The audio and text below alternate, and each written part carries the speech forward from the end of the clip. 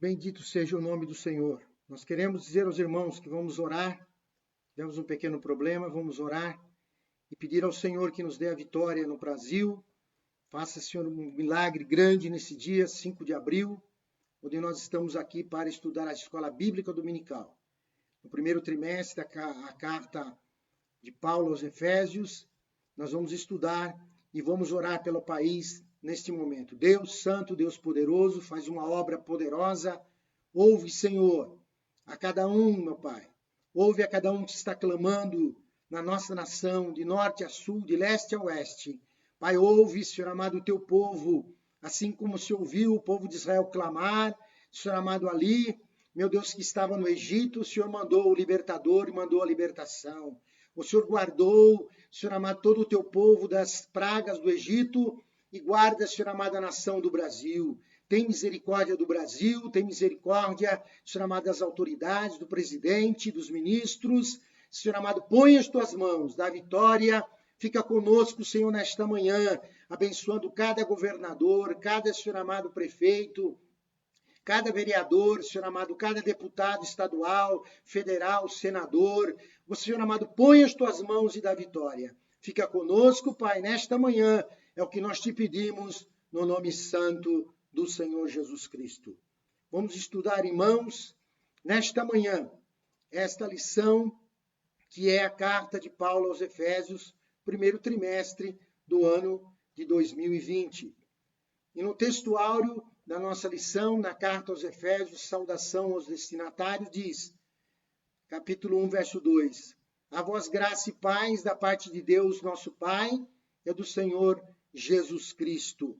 E a verdade prática diz, a Epístola aos Efésios revela o propósito eterno de Deus para a Igreja de Cristo. O propósito eterno de Deus para a Igreja de Jesus Cristo. Jesus é o Todo-Poderoso. Jesus é o Santo, é o Maravilhoso. Jesus é aquele que vive e reina para sempre. Revela o propósito eterno de Deus para nós. É isso que importa para a casa do Senhor, para o povo do Senhor. Na leitura bíblica em classe, na versão ARC, a meio da revista e corrigida, nós lemos Efésios capítulo 1, verso 1 e 2, Paulo, apóstolo de Jesus Cristo pela vontade de Deus, aos santos que estão em Éfeso, e fiéis, a vós graça e paz, da parte de Deus, nosso Pai, e a do Senhor Jesus Cristo. Atos 19, de 1 a 7, diz, sucedeu que, enquanto Paulo estava em Corinto, Paulo, tendo passado por todas as regiões superiores, chegou a Éfeso, e achando-se ali, alguns discípulos, disse-lhes, recebeste vós já o Espírito Santo quando crestes? E eles disseram-lhe, nós nem ainda ouvimos que haja Espírito Santo. Perguntou-lhes então, em que sois batizados? Então, eles disseram, no batismo de João. Mas Paulo disse, certamente, João batizou com o batismo do arrependimento, dizendo ao povo que cresce no que após ele havia de vir, isto é, em Jesus Cristo. E aos que ouviram foram batizados em nome do Senhor Jesus. E impondo-lhe as mãos, veio sobre ele o Espírito Santo e falavam línguas e profetizavam.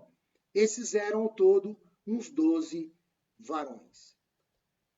É importante nós vermos nesta leitura bíblica em classe que nós, irmãos amados, temos que acreditar que a palavra de Deus é a palavra de Deus.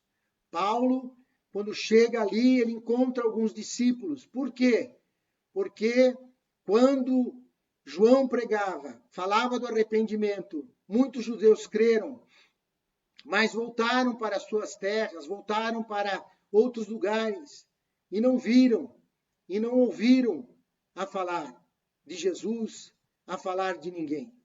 E agora precisava que pudessem ouvir o Jesus poderoso, aquele que pode, aquele que realiza grandes milagres.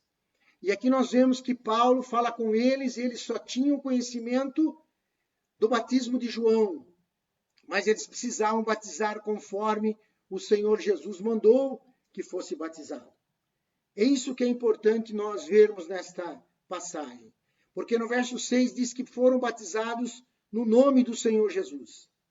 O nome do Senhor Jesus aqui não significa que eles foram batizados por imersão, porque é assim que nós cremos. Bátiso do grego fala de imersão, de imergir. Mas aqui está dizendo na autoridade do nome de Jesus. Da forma que Jesus ensinou. E qual a forma que Jesus ensinou? É o que está em Mateus, no capítulo 28, 19 e 20, que diz assim: portanto, ide e ensinai todas as nações, batizando-os em nome do Pai, e do Filho, e do Espírito Santo, ensinando-as a guardar todas as que eu vos tenho mandado. Guardar todas as coisas. Eis que eu estou convosco todos os dias, até a consumação dos séculos. Então, o batismo, ele é em nome do Pai, do Filho e do Espírito Santo. Então, quando se fala no Novo Testamento em Atos, batizados no nome do Senhor Jesus, significa na autoridade do Senhor Jesus, significa da forma que o Senhor Jesus mandou, não da forma que nós podemos pensar. Porque a palavra de Deus ela não é contraditória, é nós muitas vezes que não deixamos entender aquilo que está escrito na palavra do Senhor. Na continuidade, na nossa introdução, o que diz o nosso irmão? Por consenso, a carta aos Efésios se localiza no plano mais elevado dentro da literatura devocional e teológica da igreja primitiva, foi chamada a rainha das epístolas. Olha que coisa linda, a rainha das epístolas. Efésios 1 e 3 diz: bendito seja o Deus e Pai de nosso Senhor Jesus Cristo, que nos abençoou com todas as bênçãos espirituais nas regiões celestiais em Cristo. Considerada a rainha, ou seja, a mais importante, aquela que está sobre todas, uma carta poderosa. E nós vamos estudar um pouco, como está na nossa lição, o esboço da epístola, que se divide em duas partes. Nós vamos estudar gloriosas declarações teológicas a respeito da redenção, do capítulo 1 ao 3, e na segunda parte, instruções práticas para a igreja e para os crentes, no capítulo 4 a 6. É isso que nós vamos estudar todo o nosso estudo durante esse trimestre, falando da carta de Paulo aos Efésios. Rainha das epístolas, considerada pelos teólogos.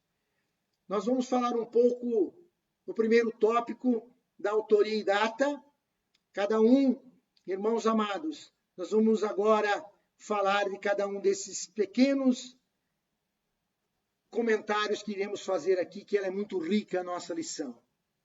Se nós olharmos, falando no item 1.1, que fala sobre Efésios, do capítulo 1, verso 1, Paulo, apóstolo de Cristo, ele se identifica dizendo: olha, eu sou Paulo.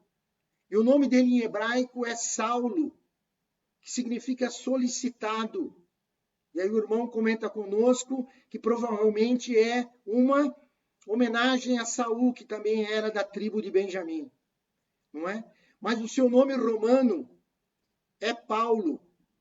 Paulus, né? Que Paulo para o português. Paulo. Atos 13, verso 9 vai dizer: mas Saulo também chamado Paulo, cheio do Espírito Santo. Então, irmãos amados, por que Paulo se identifica? Agora, nós vamos ver que Paulo, ele tinha uma preocupação. No item 1.2, a sua assinatura apostólica, ele tinha uma preocupação de estar sempre alinhado àqueles que ouviam a palavra, aqueles que eram aqueles irmãos gentios que estavam longe de Jerusalém. Ele se identifica como quem? Como Paulo, apóstolo de Jesus Cristo, pela vontade de Deus. Ele foi chamado pelo Senhor Jesus, como os outros também foram chamados. Assim como Pedro foi chamado, como aqueles irmãos João e André foram chamados. Deixaram o que estavam fazendo para trabalhar para o Senhor. Paulo também foi chamado ali no caminho de Damasco, e ele se encontra ali agora, querendo perseguir, ou já estava perseguindo a igreja, e agora ele tem um encontro poderoso, o Senhor Jesus se revela a ele, e ele, irmãos amados, ele pode agora fazer um grande trabalho para Deus. Por quê? Porque, irmãos amados, Paulo foi chamado pelo Senhor. Paulo tinha certeza da sua chamada. Ele é chamado por Deus. O Senhor Jesus Cristo chama no caminho de Damasco e começa a fazer uma grande obra na vida dele, transformando ele, trabalhando na sua vida para que ele pudesse ser uma bênção para os gentios.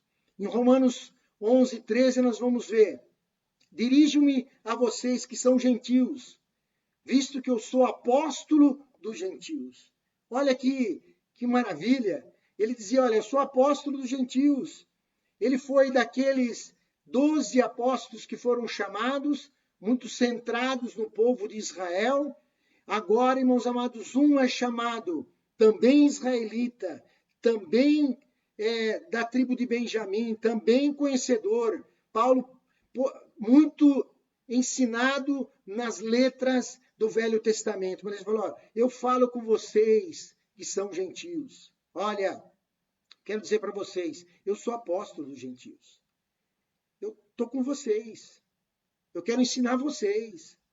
Atos 9,15 diz, olha, mas o Senhor disse a Ananias, vá, porque este é para mim um instrumento escolhido para levar o meu nome diante dos gentios e reis, bem como dos filhos de Israel.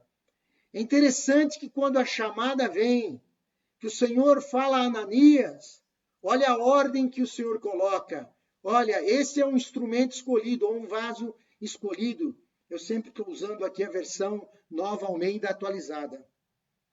Mas o Senhor disse a Ananias, olha, vá, esse é para mim um instrumento escolhido, ou um vaso escolhido. Para quê? Para levar o meu nome diante dos gentios. Aleluia! E reis, bem como dos filhos de Israel. Mas o que dá a entender pelo texto que o foco de Paulo era os gentios. E tanto que ele é o maior apóstolo levantado, o maior escritor, que teve mais revelações nas cartas que ele escreve, as 13 cartas que está no Novo Testamento. Isso está no nosso item 1.2, a assinatura apostólica. No 1.3, nós vamos ver uma epístola da prisão. As epístolas da prisão, na verdade, são mais do que uma epístola. As epístolas que foram escritas na prisão são os Efésios, Filipenses, Colossenses e Filemão. São epístolas que Paulo estava ali, agora, preso. E como nosso irmão diz na nossa lição, numa prisão domiciliar. Olha que interessante que hoje nós temos prisão domiciliar e até aquela época já existia. Paulo está aguardando o julgamento, está aguardando ali ser recebido e ele agora está numa casa alugada. Efésios 3:1 diz, por esta razão eu, Paulo, prisioneiro de Cristo, por amor de vocês, os gentios. Então, uma prisão domiciliar. Ele podia, porque imagina que você precisa escrever alguém, ou alguém escreveu por ele, isso não importa, importa que as palavras vieram de Paulo, não é? E Atos 28, 30, 31 diz, durante 2 anos, Paulo permaneceu na sua própria casa que tinha alugado, onde recebia todos que procuravam. Pregava o reino de Deus com toda a ousadia, ensinava as coisas referentes ao Senhor Jesus Cristo, sem impedimento algum. Logicamente, se nós lembrarmos da prisão de Paulo ali em Filipos, ele está machucado, ele está totalmente dilacerado às suas costas, ele está ali preso no tronco, com correntes, as pernas presas. Jamais ele poderia escrever uma carta, escrever algo numa situação tão degradante como esta. Mas Paulo agora está numa casa, está livre, dentro de uma prisão que nós podemos chamar no nosso conceito de domiciliar, e poderia escrever. E se nós vemos o item 1.4, nós vamos ver a data. Irmãos, sempre as datas elas são prováveis. As datas elas nunca são exatas, porque a Bíblia ela não foi escrita como um diário, onde cada um que escrevia exatamente a data que estava escrevendo, não é? A gente pudesse datar, Paulo poderia datar a carta, quando ela foi escrita, assim que ele a fez. Ele poderia escrever lá, olha, escrito no ano tal, assim, assim, poderia ter escrito, mas não há essa escritura nas cartas. Por isso que sempre é um tempo provável, é uma analogia do tempo em que pode estar escrito nesse período.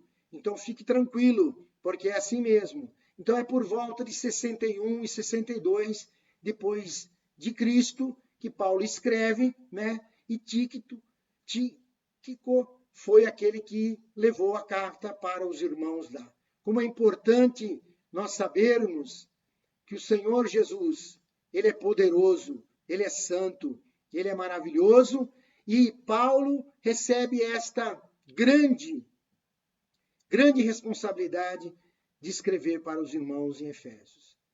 Se nós vermos no item 2, destinatários, falarmos um pouco da cidade de Éfeso. Nós vamos ver aqui que a cidade de Éfeso ela foi fundada por volta de 1050 antes de Cristo. Olha a importância desta notação, né? A ponto, A minúsculo ponto, C maiúsculo ponto. Significa antes de Cristo. Por mais que o homem queira ou não queira crer, no nosso calendário nós temos o período da história, em toda a história escrito sempre antes de Cristo, depois de Cristo.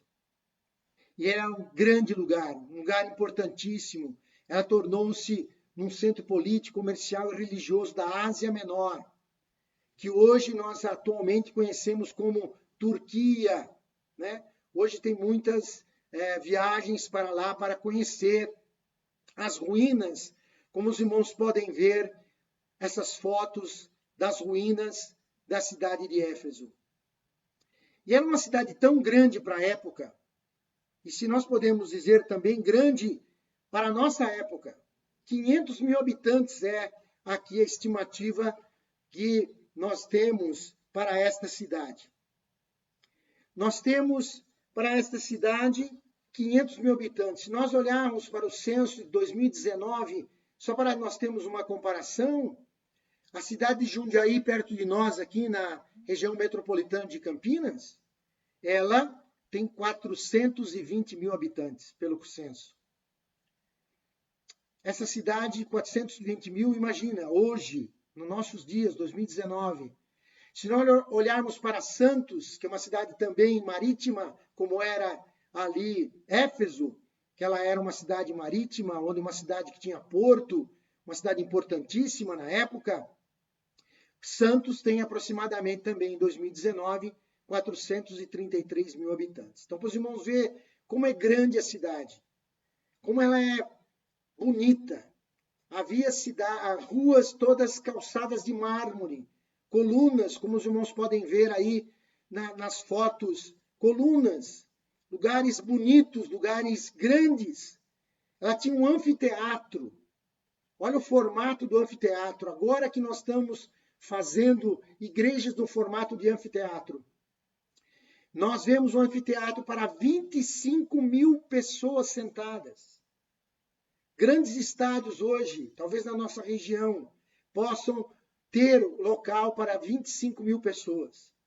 E ali eram feitos, e Paulo prega num lugar como esse, ou seja, era uma cidade importantíssima, uma cidade que era província, ou seja, ela era a capital da província da Ásia. Quem nascia ali tinha ali o direito de ser romano. Coisa maravilhosa, uma cidade maravilhosa. E ali Paulo vai, porque não importa como é a cidade, o que Deus quer, o que Deus deseja, não é que as cidades sejam bonitas, calçadas de mármore. O que Deus quer é que as cidades sejam tementes a Deus, tementes ao Senhor. A Éfeso estava ali naquela região onde Escreve também João as cartas do Apocalipse. E esta região onde tem todas estas cidades fica hoje na Turquia. Por isso a cidade de Éfeso era uma cidade importante, era a capital da província, importantíssima, riquíssima, uma cidade muito bonita e muito populosa. E se nós continuarmos, nós vamos ver no item 2.2 uma coisa muito importante que era a religiosidade em Éfeso. Não vai pensar os irmãos que idolatria é uma coisa nova. Não, idolatria é uma coisa que sempre existiu. Por isso que está no Velho Testamento, quando Deus ensina aos seus filhos de Israel, para eles não caírem no pecado da idolatria. Por quê? Porque vai adorar a criatura e vai esquecer-se de Deus. E lá, irmãos amados, em Éfeso tinha um templo lindíssimo. Aí os irmãos podem ver uma maquete do templo, ou seja, foi feita uma maquete como deveria ser o templo no seu tempo de esplendor. E os vão ver as colunas aí das ruínas do templo chamado de Artemis, ou Diana, que é mais conhecida, como nós vemos aqui em Atos dos Apóstolos, capítulo 19, de 24 a 28. Nós vamos encontrar que ali tinha um ourives chamado Demétrio, que fazia modelos de prata do templo de Diana e que dava muito lucro aos artífices. Convocando juntamente com os outros do mesmo ofício, disse-lhes: Senhores, vocês sabem que a nossa prosperidade vem deste ofício. E agora vocês estão vendo e ouvindo que não só em Éfeso, mas em quase toda a província da Ásia, este Paulo tem persuadido e desencaminhado muita gente, afirmando que os deuses feitos por mãos humanas não são deuses de verdade. Não somente ao perigo de que o nosso negócio caia em descrédito, como também de que o próprio templo da grande deusa Diana seja considerado sem valor, que até venha a ser destruída a majestade daquela que toda a província da Ásia e o mundo adoram. Ouvindo isso, ficaram furiosos e começaram a gritar: grande é a Diana dos Efésios. Era uma cidade, como nós falamos, importante. Uma cidade que era idólatra. Era centrado a adoração para Diana ou Artemis. Vocês podem ver aí, ela mostra uma estátua com muitos seios, ou seja, ela era considerada a deusa da fertilidade. E nós, irmãos amados, sabemos que qualquer coisa feita pelo homem não pode se comparar a Deus. Qualquer coisa, qualquer instrumento, qualquer objeto de adoração feito pelo homem não é nada. Por isso que a Bíblia fala para não ser adorado, não adorar nada que seja feito pelo homem, nem do céu, nem desenhado coisas do céu, da terra, debaixo da terra. Nada pode ser adorado a não ser o nome do Senhor Jesus Cristo, o nosso Deus, o nosso Todo-Poderoso. E aqui nós vemos que grande era para eles. Eles fizeram ali, e ele falando: olha, Paulo, ele tem levado esta palavra, levado esse ensinamento a toda a Ásia. Como nós vamos ficar? Eles recebiam muitos visitantes, eles recebiam caravanas de pessoas que iam para ver o templo de Diana, iam ali para adorar. E agora Paulo está falando: olha, vocês não sabem, vocês estão adorando coisas que vocês não sabem. Olha, deve adorar o nome do Senhor Jesus Cristo, o Salvador, o Filho de Deus. É Ele que deve ser adorado. Então nós precisamos, irmãos, mencionar sempre: Jesus é o Salvador, Jesus é o poderoso, Ele morreu na cruz para nos salvar. Ninguém, nem Diana, nem nada pode ser adorado, porque o Senhor Jesus é que deve ser adorado. Então eles tinham uma religiosidade muito forte. Então Paulo encontrava todo tipo também de dificuldade para pregar a palavra de Deus, assim como nós encontramos nos dias de hoje. Nós encontramos dificuldades também, mas Deus vai nos dar a vitória. No item número 2.3, a igreja de Éfeso, nós temos que entender que essa carta, ela vem falar de coisas, doutrinas fundamentais para o cristão. doutrinas fundamentais, ou seja, salvação quando se crê em Jesus Cristo, salvação pela graça. Batismo em águas, para testemunho, quando a pessoa se batiza. E batismo no Espírito Santo, para todo aquele que crê. Quando nós olhamos em Atos, capítulo 19, verso 5, nós vamos ver: eles, tendo ouvido isto, foram batizados no nome do Senhor Jesus. Como já disse, batizado nas águas de conformidade, ou seja, na autoridade, como Jesus ensinou, batizar em nome do Pai, do Filho e do Espírito Santo, por imersão, porque batizo significa, em grego, imersão, imerso dentro da água. Quando nós vamos para Atos 19, 6 e 7, diz assim: quando Paulo lhes impôs as mãos, o Espírito Santo veio sobre eles, tanto falavam em línguas como profetizavam. Eram ao todo uns 12 homens, os 12 irmãos.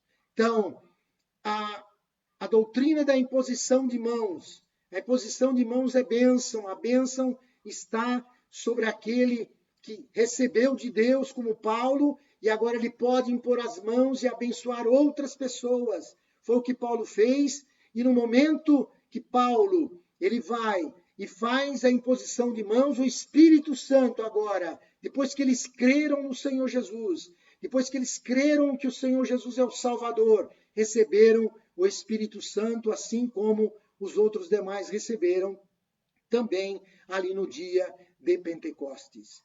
Se nós continuarmos, nós vamos ver que Paulo, ele começa a pregar nesse lugar. Ele fica pregando 3 meses na sinagoga. Paulo fica pregando 3 meses na sinagoga. Olha que coisa maravilhosa, interessante. Paulo está interessado nos seus irmãos, naqueles que conhecem a Deus, mas estavam esperando o Messias, mas não entendiam que o Messias já tinha chegado. Paulo vai ali e ensina, e prega, e fala por 3 meses na sinagoga, porque ele era judeu. Então, Atos 19, 8 e 9 vai dizer: durante 3 meses Paulo frequentou a sinagoga. Ele estava preocupado com seus irmãos, ele estava preocupado com eles. 3 meses ele ficou ali falando ousadamente, falando, explicando. Mas os judeus têm uma dificuldade muito grande de crer no Messias. Eles deram muita dificuldade. Paulo agora, ele está dizendo aqui nesse versículo, falando mal do caminho. Lembrando os irmãos que antes não havia o nome de cristão. Nós vamos ser chamados de cristão somente mais para frente, no tempo do Novo Testamento, não é? E aí eles falavam mal do caminho. Quem é o caminho? O caminho é Jesus. Jesus é o caminho, a verdade e a vida. Eles falavam, então Paulo agora se afasta deles. Por que Paulo se afasta deles?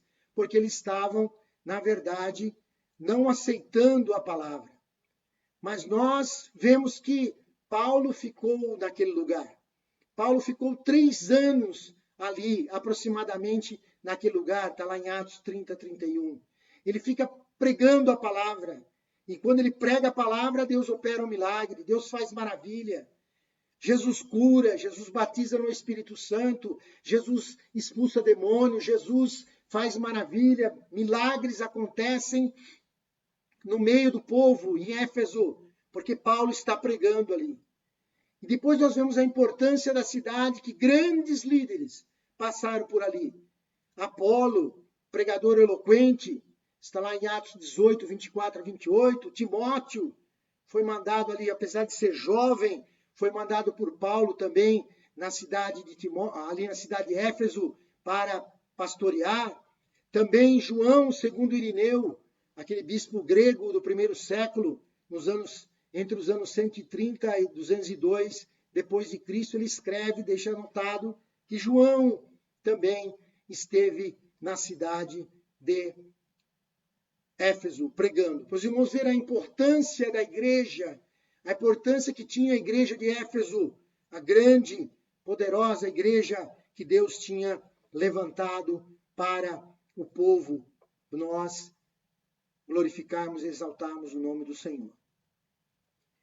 destinatários. O 2.4 vai falar a saudação epistolar, os destinatários, no item 2. Paulo está dizendo assim, olha, Efésios 1, 1 e 2, na Nova Almeida. Paulo, apóstolo de Cristo Jesus, pela vontade de Deus, aos santos que vivem em Éfeso e são fiéis em Cristo Jesus. Que a graça e paz de Deus, nosso Pai, e do Senhor Jesus Cristo estejam com vocês. Em Éfeso, olha que interessante, em Éfeso não está em todos os manuscritos. Há alguns que dizem que estava em branco ou não estava direcionada exatamente para uma cidade, mas que ela era uma carta circular. Assim como os irmãos podem ver na imagem, coloquei um círculo em volta das cidades da Ásia. Éfeso, Esmirna, Pérgamo, Tiatira, Sardes, Filadélfia, Laodiceia. Alguns te dizem que pode ter sido a carta a Laodiceia, como está escrito em Colossenses 4,16. Depois que essa carta tiver sido lida entre vocês. Olha que interessante esse texto. Façam que sejam lidas também nas igrejas dos Laodicenses. E vocês leiam também a carta que vier da Laodiceia. Então há duas correntes, um dizendo que havia uma carta a Laodiceia que foi perdida. E a carta de Éfeso deveria ser lida pelos Laodicenses e a carta de Laodicenses lida pelos Efésios, né? Mas nós não sabemos porque a carta de Laodiceia, se existiu, se perdeu, não está mais entre nós, né?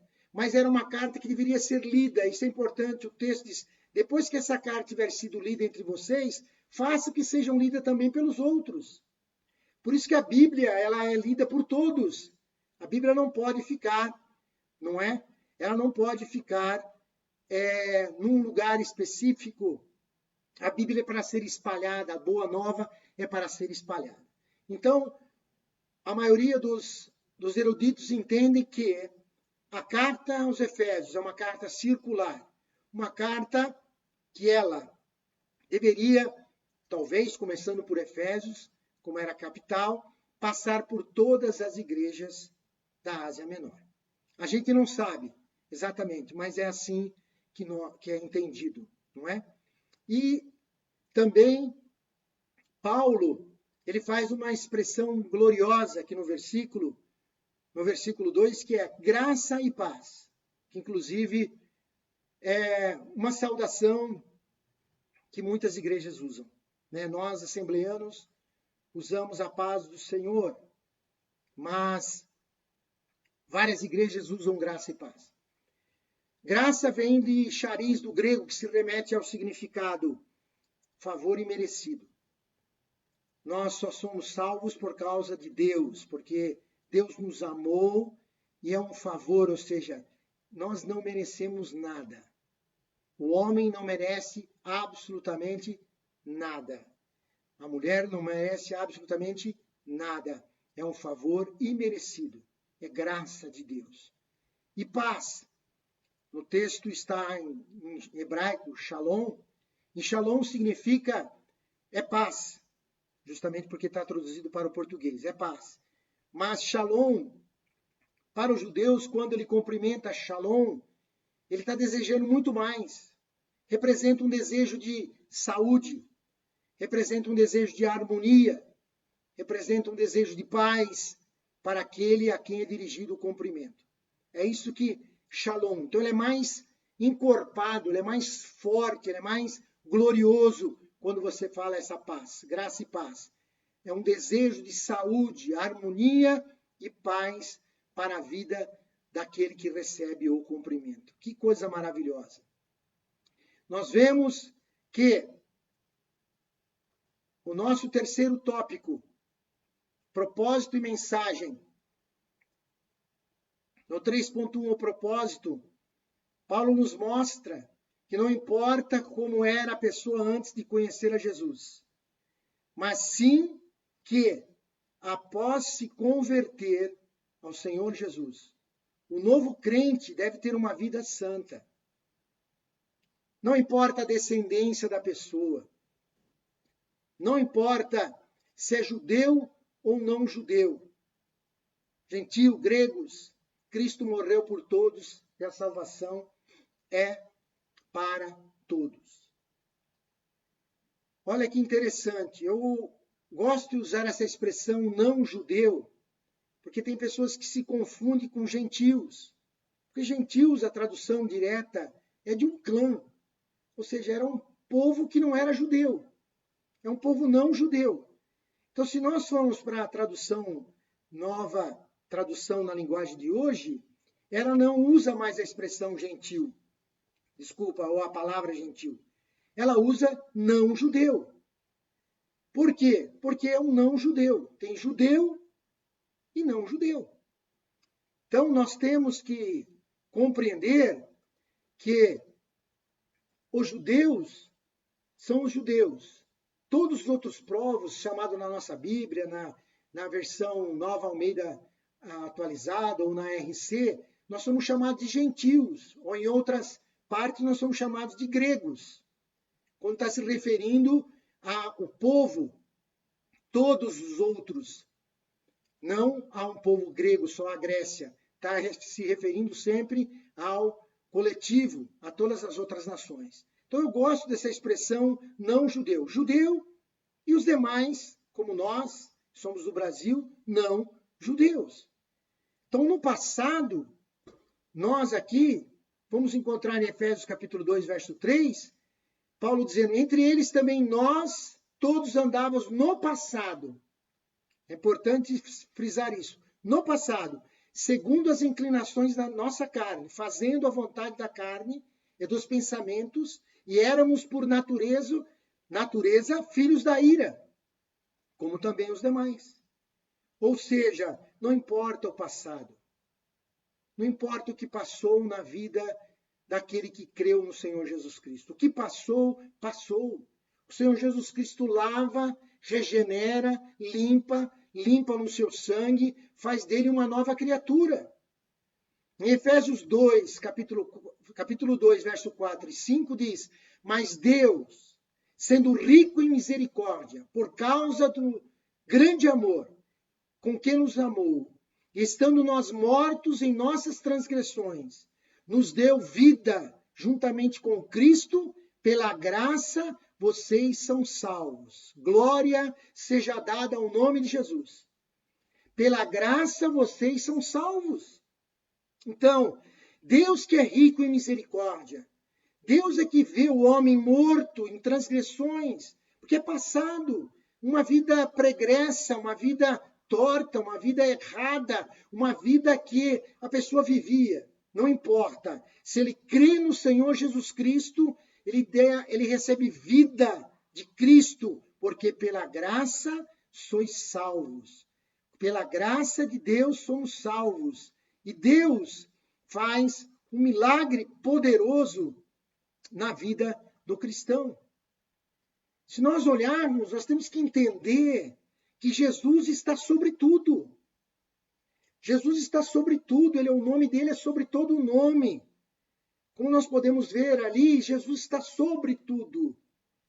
Nós vemos que Deus quer mostrar através dessa carta, Paulo escrevendo aos Efésios, ele quer falar da unidade, que não pode haver judeus e não judeus. Ele quer que haja, a salvação é para todos os grupos, a salvação é para todos. Se o judeu passa pela conversão, se o não judeu passa pela conversão, crendo no Senhor Jesus Cristo, pela graça ele é salvo. E a esses dois povos é quebrado o muro, é quebrado a separação, e os dois povos se tornam o terceiro povo que existe na terra, chamado igreja. Então, na terra, nós temos três povos. Nós temos judeus, nós temos não judeus, que são todas as outras nações, como o Brasil, e temos a igreja, que a igreja é composta de judeus e não judeus, de nações, línguas, tribos, de qualquer nacionalidade, de qualquer cor, ele recebe Jesus Cristo, ele é salvo pela graça. Então o Senhor Jesus está acima de tudo, de toda autoridade, de toda potestade. Ninguém está sobre o Senhor Jesus. Todo o poder foi entregue ao Senhor Jesus Cristo. Tudo está na mão dele.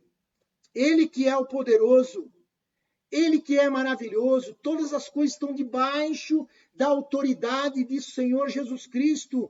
Por isso hoje a nação está clamando: Deus, Jesus, tem misericórdia do Brasil, sara a nossa nação, sara o Brasil, sara o mundo, sara a nossa América do Sul, América do Norte, Europa, Ásia, sara, Senhor, a Oceania, sara, meu Deus, tem misericórdia do mundo, tem misericórdia do Brasil.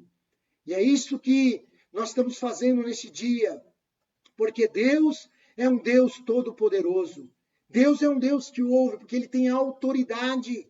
O Senhor Jesus Cristo tem autoridade sobre tudo. Fique em paz, meu irmão, porque o Senhor Jesus tem autoridade sobre qualquer situação. E nós vamos orar e Deus vai responder. E no propósito da mensagem, o 3.2 vai falar para nós a mensagem. E aqui, se nós pudéssemos resumir, é muito difícil resumir, né? Mas se pudéssemos resumir em pontos, como disse o nosso irmão na lição, que está resumido no livro ou na carta de Paulo aos Efésios. Salvação pela graça, selo do Espírito Santo, reconciliação entre judeus e não judeus. O Espírito Santo revela Deus e Jesus aos homens. Novo estilo de vida no Espírito Santo. Como viver o matrimônio conforme Deus planejou. Batalha espiritual, como vencer o diabo. Se nós olharmos salvação pela graça, Efésios 2:8 vai dizer: porque pela graça vocês são salvos mediante a fé, e isso não vem de vós, ou não vem de vocês, é dom de Deus. Por isso, graça, porque nós cremos, e se nós cremos, pela fé, nós recebemos a salvação em Cristo Jesus. E a partir daí, nós vamos começar a fazer parte da igreja. Nós olhamos à direita e vemos Cristo é a cabeça, ou seja, o governo, ou seja, a autoridade. Quem tem autoridade sobre a igreja é Cristo. Ele que é o Todo-Poderoso, Ele é o que comanda, porque dele, para Ele e por Ele são todas as coisas. Cristo é a cabeça da igreja. Cristo é o que comanda a igreja. E nós, cristãos, o que cremos através da graça, cremos pela fé, nós fazemos parte do corpo chamado igreja. Selado ou selo do Espírito Santo. Efésios 1:13, a continuação da parte B diz: tendo nele crido, também crido. Ou seja, para ser selado pelo Espírito Santo, precisa crer no Senhor Jesus. Tendo nele também crido, receber o selo do Espírito Santo da promessa. Por quê? Porque agora somos propriedade exclusiva de Deus. Somos propriedade de Deus. E para isso há um selo. Para eles é muito comum eles entenderem o que é esse selo, né? Para nós, se nós remetemos antigamente, que hoje até pouco é usado, o selo da carta. A carta é inviolável. A carta não pode ser mexida. A carta deve ser preservada. Então, quando era mandada uma carta, aquele que tinha autoridade, o rei, ou quem tinha autoridade em nome do rei, selava a carta e ela não podia ser aberta, a não ser por aquele a quem tinha sido remetida. Então, o Espírito Santo vem, sela a vida daquele que recebe Jesus como Salvador. E como ele recebe Jesus como Salvador, ele recebe um selo poderoso que nos identifica, dá identidade ao cristão. É o selo do Espírito Santo. Porém, para receber o selo, precisa crer no Senhor Jesus Cristo. Precisa receber Jesus como Senhor e Salvador da sua vida. A reconciliação entre judeus e não judeus está em Efésios 2:16. E reconciliar-se ambos em um só corpo com Deus, por meio da cruz, destruindo a inimizade por meio dela. Então, judeus e não judeus, são agora reconciliados. Onde? Na igreja. Quando passam por Cristo, eles estão no mesmo local agora. Não tem mais judeu, não tem mais judeu, não tem mais agora não judeus. Tem apenas igreja que serve a Cristo, que glorifica a Cristo, que exalta a Cristo e que espera a Cristo voltar. Bendito seja o nome do Senhor. O Espírito Santo, ele revela Deus e Jesus aos homens. Em Efésios 3:5 diz: ao qual em outras gerações não foi dado a conhecer aos filhos dos homens, como agora foi revelado aos seus santos apóstolos e profetas pelo Espírito. O Espírito Santo, ele inspirou cada palavra do Novo Testamento, do Velho também. Mas eu quero focar no Novo, porque aqui está escrito, olha, o qual em outras gerações não foi dado a conhecer aos filhos dos homens, como agora foi revelado. Vocês estão no tempo do Espírito. Jesus foi ao céu, mas o Espírito está aqui. Ele rogou ao Pai e o Espírito está conosco. Foi revelado aos apóstolos, foi revelado aos profetas pelo Espírito Santo. Nós temos clareza da palavra, temos clareza da salvação por causa do Espírito Santo. E agora nós temos que ter um novo estilo de vida no Espírito Santo. Efésios 5:18 diz: e não se embriaguem com vinho, pois isso leva à devassidão, mas deixem-se encher do Espírito. A versão Nova Almeida fala: deixem-se encher do Espírito. Porque é necessário que o homem abra o coração para que o Espírito entre na vida dele. Ele tem que crer em Jesus para que o Espírito entre. Deixa-se encher, ou seja, abra o coração, deixa o Espírito Santo encher a sua vida. Aí você vai ter um novo estilo de vida, você vai pensar diferente, você vai agir diferente, você vai fazer diferente, você vai servir a Deus diferente, porque o Espírito Santo é maravilhoso na vida de todo aquele que crê. Creia, viva uma nova experiência em Deus pelo Espírito Santo.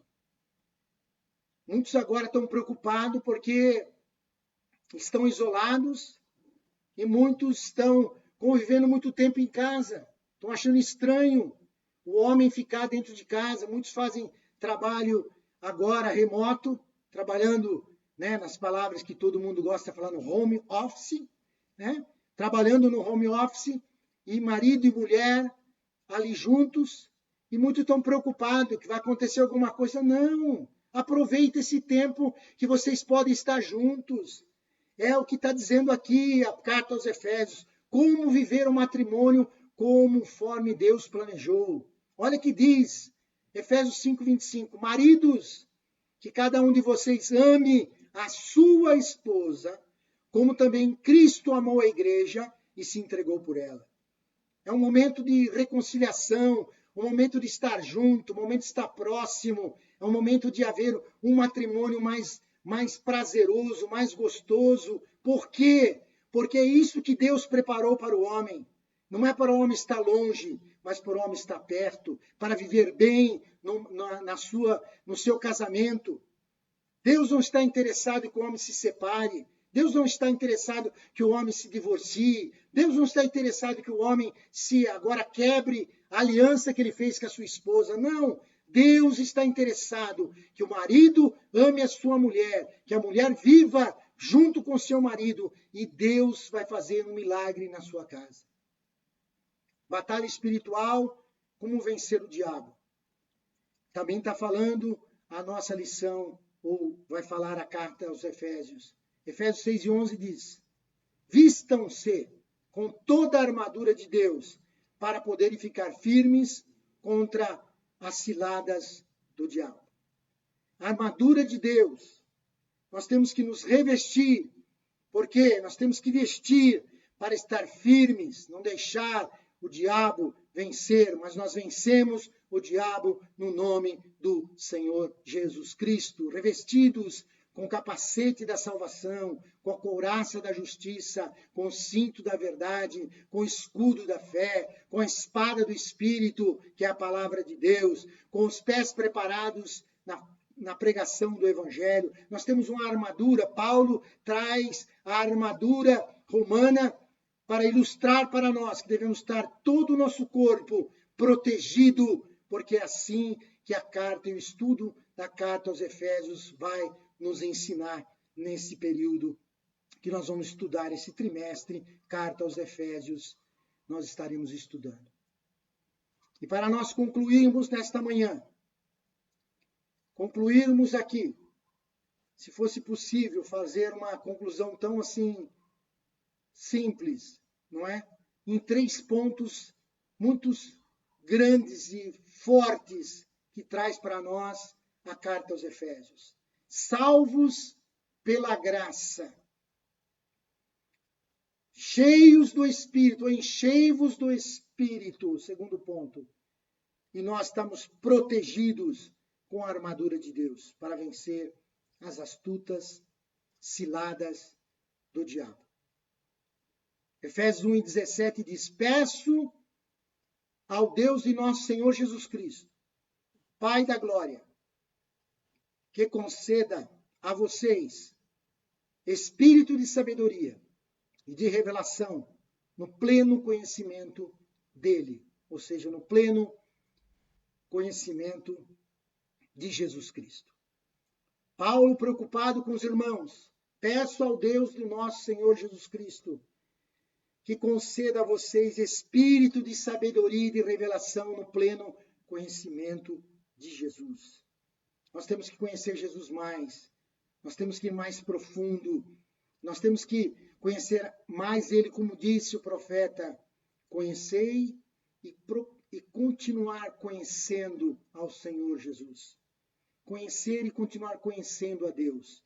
Por isso, salvos pela graça é a mais importante mensagem, né, que nós podemos imaginar. Salvos pela graça. Enchei-vos do Espírito.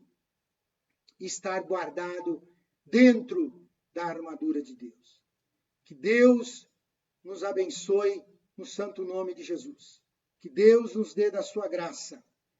Que nós possamos compreender que o Senhor Jesus Cristo é o Todo-Poderoso.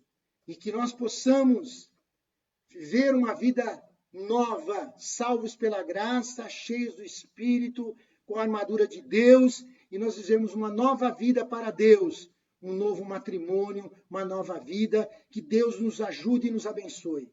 Deus abençoe a cada um dos irmãos que estiveram conosco nesta manhã. Deus abençoe a vida de vocês, para que o nome do Senhor Jesus seja glorificado na vida de vocês. Quero orar mais uma vez, para que Deus cure a nossa nação e nos dê vitória. Que Deus abençoe a cada um dos irmãos. Fiquem na paz do Senhor e orem comigo agora. E Deus vai operar um grande milagre no Brasil e no mundo, porque o povo de Deus está clamando a Ele. Em nome de Jesus, Pai, nós te louvamos, te agradecemos por mais essa escola bíblica dominical. Pedimos a Ti, Senhor, que o Senhor venha ouvir o clamor do povo, Senhor. Que o Senhor venha ouvir o clamor da igreja. Que o Senhor venha ouvir, Senhor amado, o clamor do Teu povo que está no Brasil clamando, pedindo a Ti, Senhor. Que o Senhor venha resolver o problema, salvar, libertar-nos desta praga, Senhor amado, chamada coronavírus, Covid-19. Deus nos dê vitória. Liberta o Brasil, Senhor. Limpa o Brasil, Senhor. Dá vitória às nossas autoridades, ao presidente da República, aos ministros de Estado, aos ministros do Supremo, aos deputados federais, senadores, aos, Senhor amados, governadores, aos deputados estaduais. Deus, movimenta, Senhor, aos prefeitos, aos vereadores. Pai, põe as Tuas mãos, dá vitória ao Brasil e ao mundo, Senhor. É o que nós te pedimos e te agradecemos no nome de Jesus. Deus em Cristo vos ajude. Deus a Cristo dê um domingo abençoado. Vitória no nome do Senhor Jesus. Fique com Deus, na paz do Senhor.